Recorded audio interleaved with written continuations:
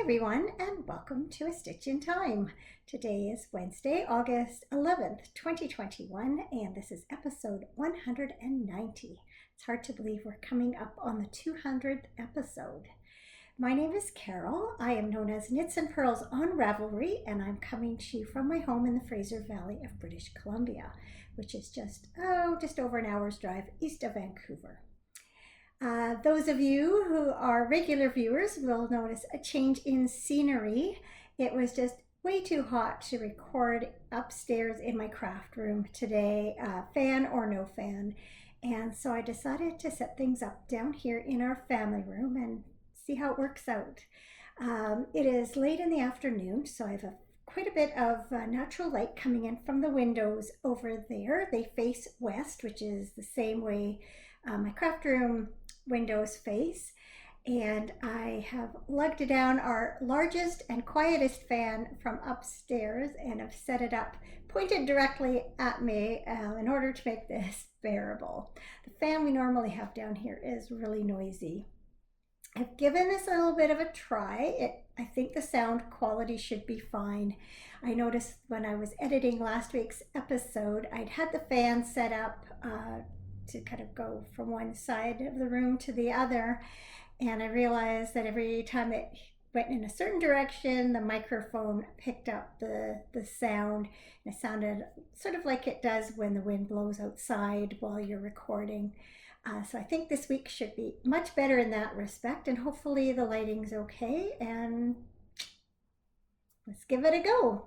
So I'm pretty excited. I have two finished projects to share with you this week. I have a new cast on, and I've kind of resurrected a fairly old work in progress and done a fair bit of work on that in the last 24 hours or so. So let's get going, shall we? First finished project are these socks. I think I've only had them going for maybe a couple of weeks. I worked on them quite a bit. So these are, as you can see, pretty plain vanilla socks. They are 64 stitches on a 2mm needle, top down, which is my go-to, 2x2 rib, traditional heel flap and gusset, and a rounded toe. So as you can see, the heel is done in a contrasting or coordinating color. That is some old yarn I had in my stash from I think I bought it back when I used to work at a yarn shop. So that yarn is Fildar Preface in the Blanc colorway, and I think last week I gave you a color number, which turns out isn't the color number at all. I discovered that when I was entering my project into Ravelry. So if you're really dying to know what the color number is, you can go check that out.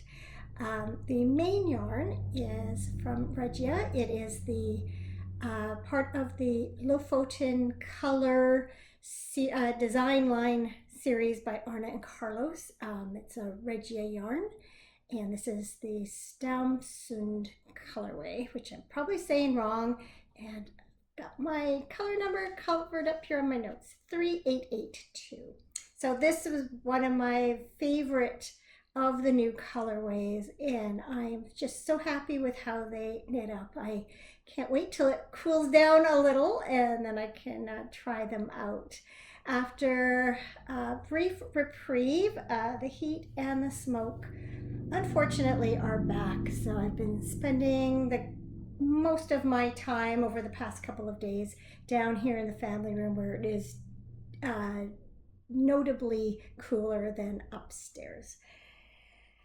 And then the project that I'm really excited about is I finished the Wild Bees wrap by Helen Stewart of Curious Handmade. So this project is the third shawl in the Shawl Society 5, I think, isn't it? Or is it 6? I can't remember. I've done so many. This was so much fun to knit because it's knit in a really unconventional way. You begin in the middle, you work your way out, working in the round, and it's really like a mitered corner here that you're creating. And then once you get to, I think it was this point, you cast off the stitches on 2 edges, and then you pick up and you knit your 2 sides out from that central point. And I just love how it turned out. So before I give you a really good look, I'll just talk about the yarns. So these 2 yarns in the center, the darker one is from Lichen and Lace. It's their 80-20 sock base, and that is the Daylily colorway. And then this is from Sweet Georgia Yarns. It's the Tough Love sock in the Rose Day colorway. And I think that's the same yarn composition. And then I paired up those yarns with a Party of 5 set from Sweet Georgia Yarns. So it's also their Tough Love sock. And it was the Spring Fling colorway. And so this color, see if I can remember, this is Golden Hour. This is, I've already forgotten. I do list all of them on my project page for this project. This was something about clay. Thought I'd remember. This is Pink Flamingo, and this is Dried Lavender. But all of a sudden, I'm blanking on the other 2 names. I thought I had them down pat. So how about I sit back in here a little bit so I can give you a further away view. So there's the center. And then that's what the side looks like. So as you can see, the center features this bees lace pattern. And then you have a couple of sections of this eyelet lace. And then the rest is this 1x1 twisted rib, which I have to confess I got a little tired of by the end. I had hoped to have enough of this colorway to do this entire band with it, but I had to do the last 2 rows, this garter stitch rib, or garter stitch ridge, I should say, in this color. But I think it looks actually quite good. I don't mind that at all. It kind of sets it off, I think, from the surrounding color. So this shawl turned out to be, I think it's 23 inches wide, and then just a little over, it's probably about, I'm 5'3", it's probably about 5.5 feet. And I think I'm most likely just to wear it, at home in the evening, or maybe a cool morning for that matter, like this. I believe the pattern does show it being worn kind of like this, but I don't know. It doesn't seem very long. I can't really see myself doing that. It feels quite bulky. But I think it's really pretty. I like the colors, and it really was fun to knit it and fun to play with the colors and see how it all knit up. So happy to be finished that. The next pattern in the collection comes out tomorrow. So I know there's been some hints about, or not hints, there's been a reveal, if you wanted to look at it, of what the yarn requirements are. So I'm anxious to see what kind of shape it is. Whoops, I've got this caught on my watch. See what shape it is, and haven't really thought too much about what yarn I'm going to use. I'm waiting to see more about what the pattern looks like. Okay, so that is it for work, or can't even talk. That's it for finished projects. When I finished that, I decided to pick up my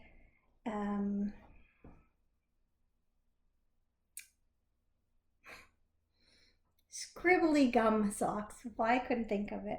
Here's the first one. This is from the Handmade Sock Society. It is the final pattern in the latest collection, and it is knit from Songbird Yarn and Fibers. in the Snow Bunting colorway, and this is their sock base. It's also an 80/20 superwash merino nylon base. So I had showed this to you, I think last week or the week before, and then I had put this sock away, so I decided I really should get going on finishing that pair up so I can just, kind of be done with the collection. So I immediately went from binding off in what seemed like miles and miles of 1x1 twisted rib, and I picked up this pattern. I had cast it on and that's it. And I knit that much in the ribbing and then I put it down again. And that is because I picked up another shawl, and it is the One and Done by Casapinka. It's not a very great photo of it, but I had started this a while again out of a skein of songbird yarn and fiber. This time it was the Anna's Hummingbird colorway, which looks like this. I thought this was very Casapinka-ish because she tends to use this bright pink in a lot of things. So it's an interesting pattern.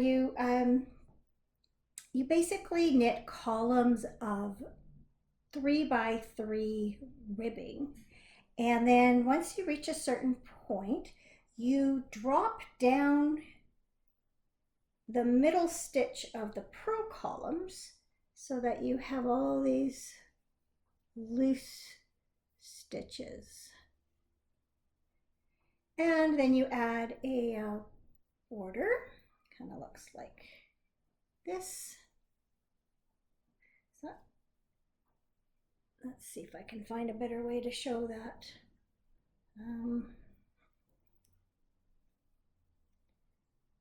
Let's see if I can do that against my hand. Will that show up?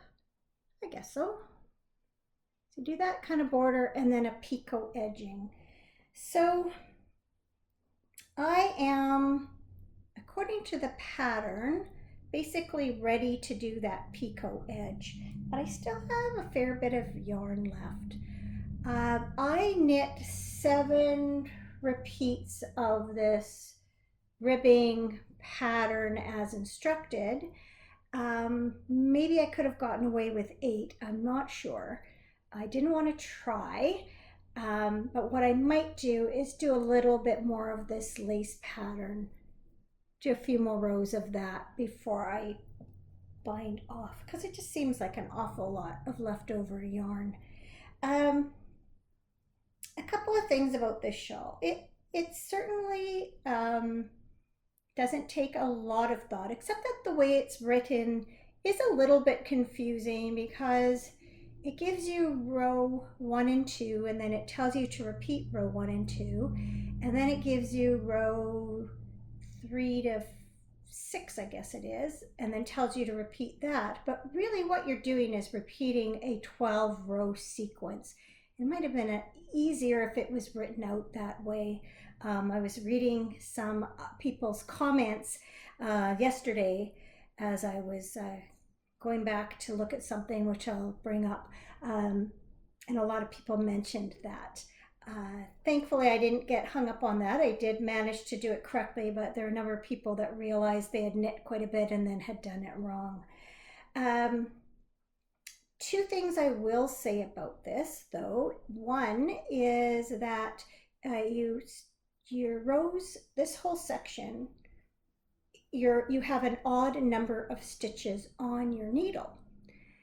But then when you go and do the first row of this lace edging, it turns out that you need an even number of stitches to do it properly. I got to the end and I think I was 1 stitch short. And so I figured it must be my mistake. Why do we do that? Why do I always think it's our mistake? So I picked back the last 2 rows, counted my stitches, and looked at the row of patterning and realized that, yeah, this row only uses an even number of stitches. So what I ended up doing is decreasing one stitch the row before that. I just didn't do an increase, and then did it again, and it's worked out fine. So I went looking to see if anyone else had mentioned it, and I only found out of, I think there was 460 something projects, and only 2 people even mentioned that. So I was kind of surprised by that, because maybe people just fudged it and didn't say anything about it. I don't know. The other thing, as a lot of people did note, it's not as easy to drop all these stitches as you would think, and it takes a little while to unravel them all. But I think it's going to look really cool once it's all blocked out. But I did run into a bit of a problem up here near the top, or right at the top. You do a tabular cast on. I'm sure a lot of you who have knit shawls have done that. You knit a little section of a really narrow strip of garter stitch, and then you pick up along the sides of it, and that's what starts your shawl. And I guess it was just the way that's done. When I unraveled, I actually unraveled up to that point, and it wasn't attached to the ones that, well, no, it wasn't. I guess it was attached to the stitch on either side, and it started unraveling too. So I had to go along, do a little bit of fixing in there, and then I just had my tail from when I started, so I just used that to kind of secure it in place. So if you do make that pattern, just keep that in mind. I'll make a note of that on my project page. But it's a fun yarn. I love this bright pink. And I know, as I mentioned before, I bought several things in this shade of green this year. And so, again, when it's a little cooler, I think this would be a nice little one just to wear like a scarf with a couple of those outfits. So yeah, I'm pretty close to being done. I think, as I said, I think I will go ahead, since I still have quite a bit of yarn. I'll do a few more rows of this lace pattern before doing the picot bind off. I might as well get a little more use out of this skein. So another thing, people mentioned that it wasn't a very large shawl, and it's not. It's only a 1 skein project, and but I really like that size to use as scarves. So I'm just happy with the size. I have no problem with it at all. I'm just going to reach over here. I've also cast on a new pair of socks. As you might imagine, you know me by now. I always have to have socks on the needle, and I just noticed my yarn is an absolute mess. I pulled it out of the project bag, and it's all coming unraveled here. Okay. So this is Fiber Knit Dye Works, the Bounce Base, and that is also an 80-20. I think everything I'm knitting with right now is an 80-20 superwash merino nylon base. This is the On Frozen Pond colorway, and it knits up like this. Isn't that fun? Just real basic. I guess it's a 4 striper. And there's this nice little speckly bit here. And I love this aqua color here. I'm knitting these, the new segment of the Fiber Knit Dye Works Nature Make Along has started. And the theme is, I think it's ocean. And basically she said anything to do with water. And so definitely On Frozen Pond fits that category. And then I have this skein, I can't remember what colorway it is of Bounce, but I thought that would do nicely for a heel. Probably won't do toes, but you never know. I really like the way this traditional heel flap and gusset looks like in the contrasting. I think rather than doing a short row heel, as I often do with my striped yarns, I think I might do that kind of heel in here.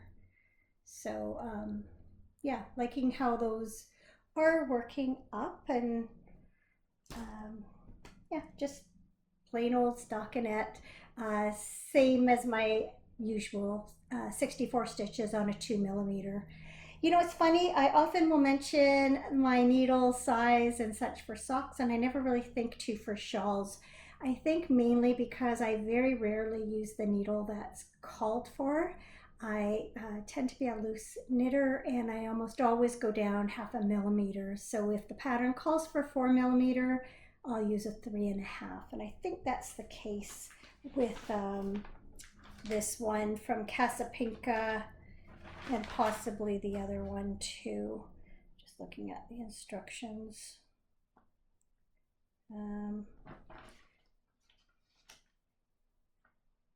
Yeah, 4 millimeters, so that's probably a 3.5.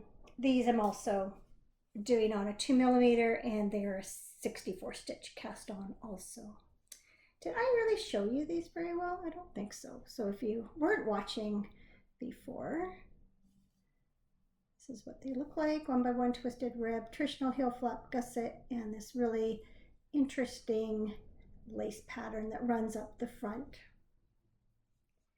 I was going to say that that was it for all the yarny talk, but actually one of the more interesting things that happened in an otherwise rather boring week is that I taught my daughter-in-law how to knit.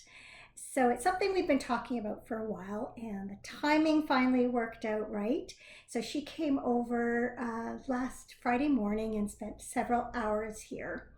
So the first thing we did was bake muffins. She had a mixed berry muffin recipe that her mom used to make that she wanted to learn how to bake. So I guided her through that process, and they turned out really well. And then we got on with a knitting lesson.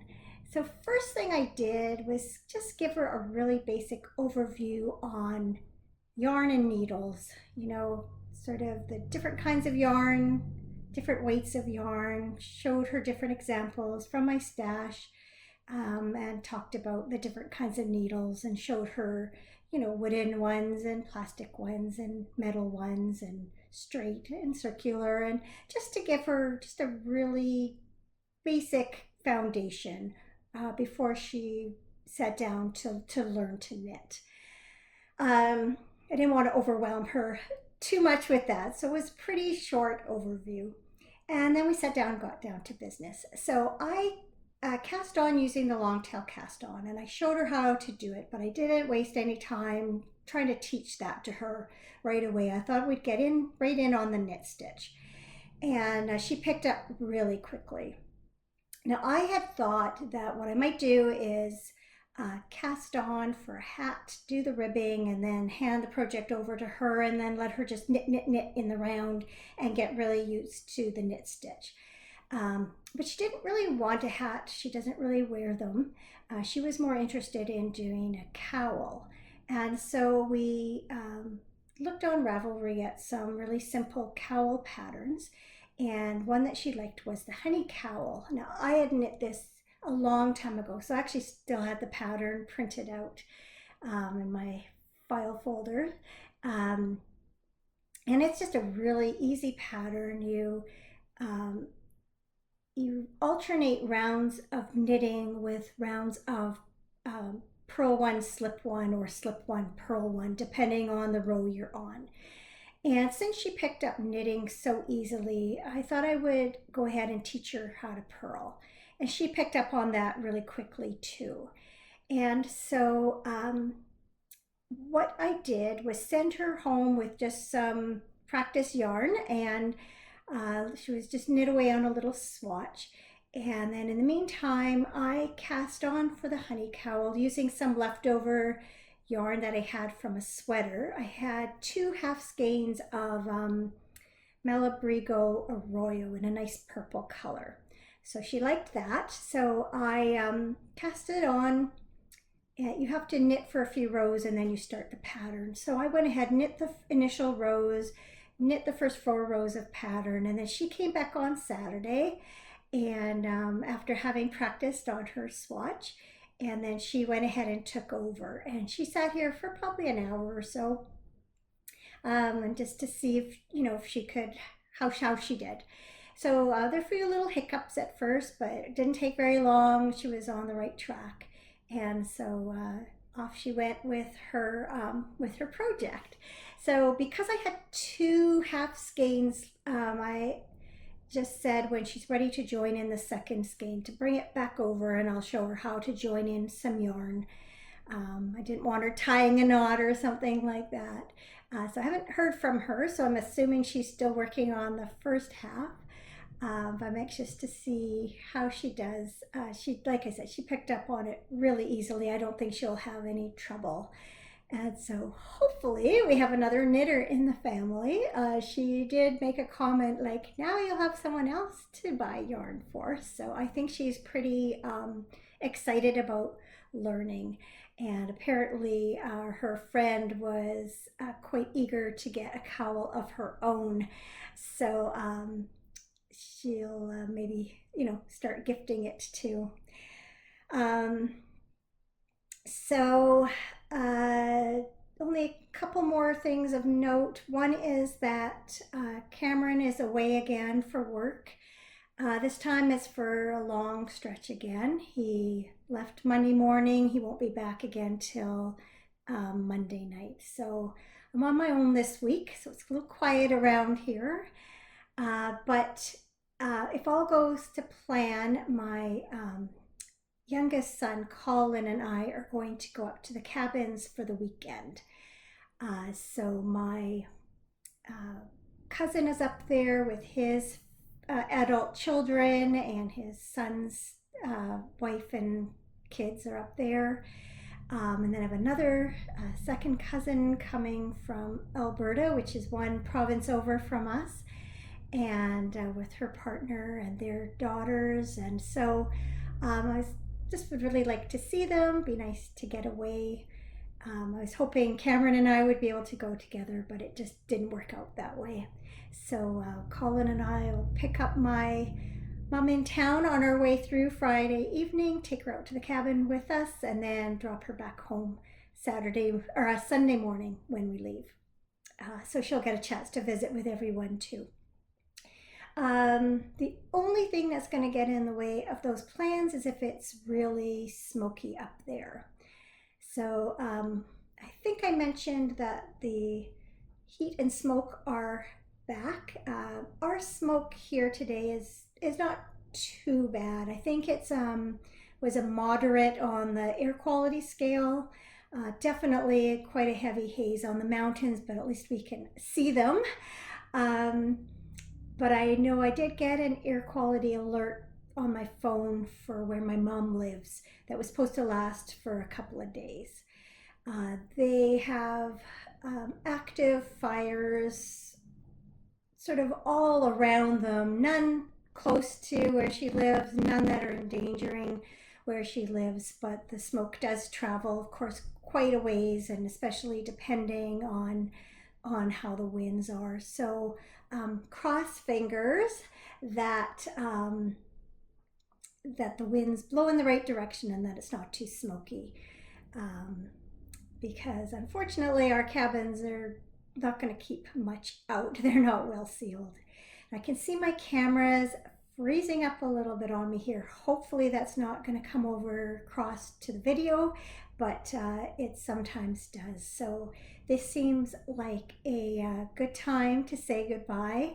I am not sure if I will be recording next week. It really depends on sort of when Cameron's home and what we're doing. So I'll see you when I'll see ya. So thanks as always for watching. I appreciate it very much, and take care, and I hope to see you again very soon. Bye for now.